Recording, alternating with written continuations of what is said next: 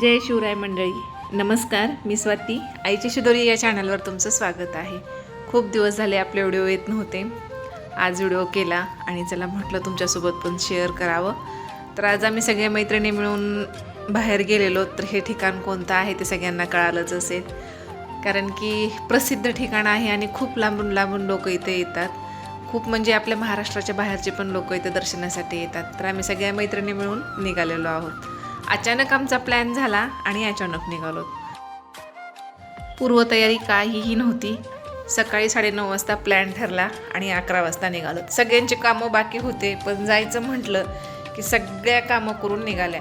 कोणी देवाची पूजा केली तर तुळशीला पाणी घालायचं विसरलं, स्वयंपाक केला तर भांडे तसेच किचनवर ठेवून निघायचं म्हटलं की निघायचं. मैत्रिणी निघाल्यात तर मग चला. आणि एकमेकांच्या नादाने देवदेवही होतं आणि थोडंसं एन्जॉय पण होतं. आणि फ्रेंडशिप डे असल्यामुळे आणखीन आमचा फ्रेंडशिप डे छान साजरा झाला. खूप दिवसातून लालपरीचा प्रवास करायला मिळाला. आणि म्हणतात ना, आपलं बालपणही जागं होतं. पवनचक्क्या दिसल्या की सगळ्या आनंदानं पवनचक्की बघायला लागल्या. सगळं म्हणजे एक आपल्यातलं बालपण पण जागं होतं. ते हेच खरंच काल अनुभवायला मिळालं. तर लालपरीबद्दल पण थोडंसं बोलायचं आहे. आपल्या ज्या जुन्या बस आहेत त्या बसमध्ये आणि आता ज्या नवीन निघालेल्या आहेत जे की स्लीपर आहेत, तर त्याच्यामध्ये तिकिटाचा फरक आहे. आपल्या जुन्या बस आहेत त्या बसला थोडंसं कमी तिकीट आहे आणि त्या दुसऱ्या नवीन निघालेल्या आहेत तर त्याला जास्त तिकीट आहे. आता तुम्ही म्हणाल तुला काय करायचे, तू का सांगते. पण काही जरा वेळेस काय होतं, आपण जाऊन बसतो आणि जेव्हा तिकीट काढायला लागले आपले पैसे जास्त जातात तेव्हा आपल्याला वाटतं की आपण उगाच या बसमध्ये बसलो.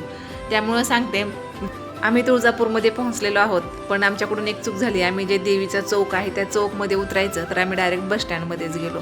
तिथूनही लांब नाही, पण आम्हाला तिथून थोडंसं जवळ पडलं असतं. तर आम्ही चालत चालत देवीच्या मंदिरात तिथं आलो, प्रसाद घेतला. आणि प्रसादामध्ये पण बघा, आपण जसं जसं देवीच्या जवळ जातो ना तेव्हा ते प्रसादावाले त्याचे भाव जास्त करतात. आणि सुरुवातीला आपण एंट्री करता वेळेस सुरुवातीचे जे दुकानं आहेत त्यांच्या किमती कमी असतात. म्हणजे आपण देवीच्या जवळ गेलो की डबल त्यांनी, म्हणजे आम्ही नारळ सुरुवातीला विचारलं तर सुरुवातीला मंदिराकडे जाता वेळेस 30 रुपयाला सांगितलं आणि आम्ही देवीच्या जवळ गेलो तर आम्हाला तेच नारळ 50 रुपयाला सांगितलं. देवीच्या मंदिरात आलोत आणि दर्शनासाठी रांगेला लागलेलो आहोत. आणि देवीच्या मंदिराचंही बांधकाम चालू आहे, म्हणजे बाहेरचं. तर त्यांनी देवीचं आपल्यामध्ये यायला पण त्यांनी रस्ता बदललेला आहे, कारण की का बांधकाम चालू असल्यामुळे 4थ्या मजल्यावर गर्दी खूप होती. आम्हाला वाटलं गर्दी भरपूर आहे.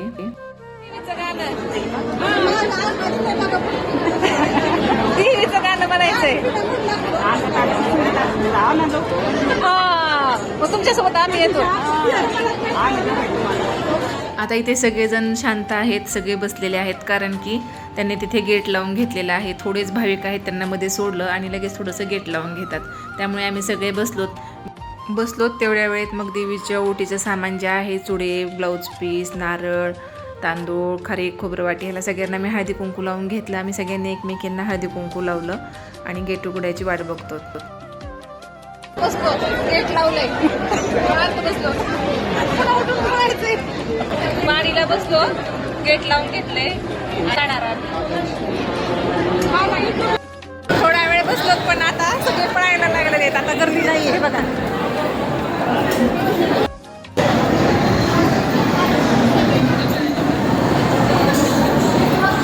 पळायलात बायका, ह्या दिसत्या पळायला.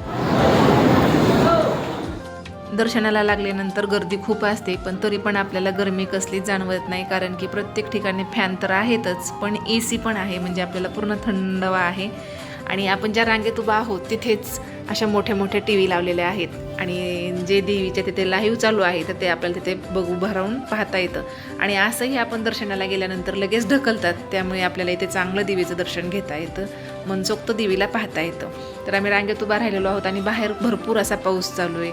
तर आता आम्ही देवीच्या जवळ पण आलेलो. दुसऱ्या मजल्यावर काहीही गर्दी नव्हती आणि तिसऱ्या मजला तर पूर्ण बंदच होता. नंतर तिथून एक रांग लागली आणि आता देवीकडे निघालेलो आहोत. देवीच्या जवळ आलेलो आहोत. गर्दी काहीही नव्हती. सुरुवातीला आम्हाला वाटलं गर्दी भरपूर आहे की काय. आणि इथं म्हणतात आपण इच्छा म्हणायची आणि इथे एक कॉईन चिटकवायचा, तर मी चिटकवला तर लगेच चिटकला.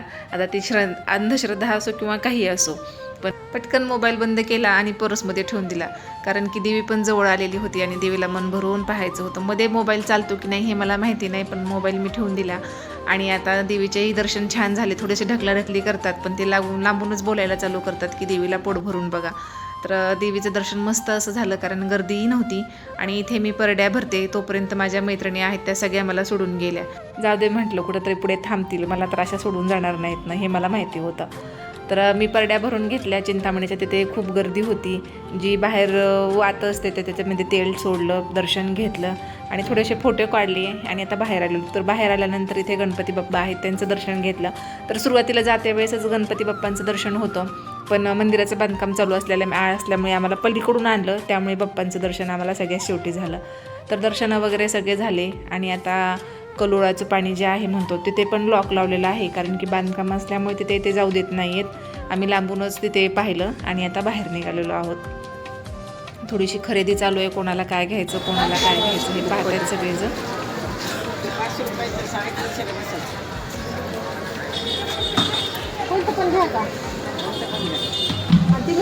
दर्शन झाले, आता बाहेर निघालो.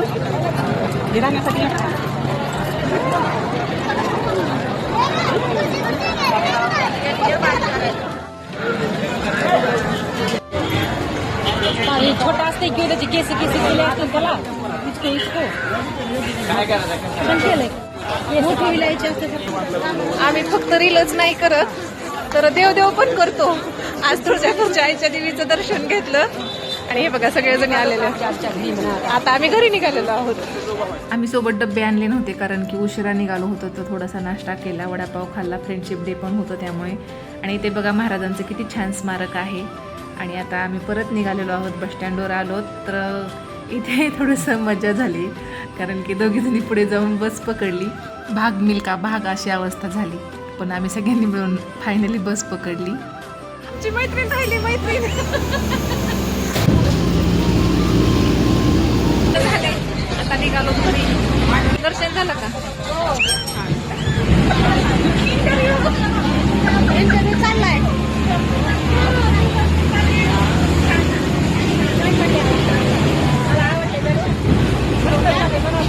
आता लालपरीचा प्रवास चालू आहे.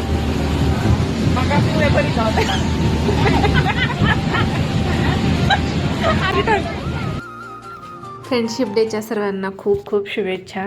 आजचा हा व्हिडिओ कसा वाटला नक्की कमेंटमध्ये सांगा. आवडला असेल तर चॅनलला लाईक शेअर सबस्क्राईब करायला विसरू नका. भेटूया अशाच नवीन व्हिडिओमध्ये. व्हिडिओ पाहिल्याबद्दल तुमच्या सर्वांचे अगदी मनापासून खूप खूप धन्यवाद.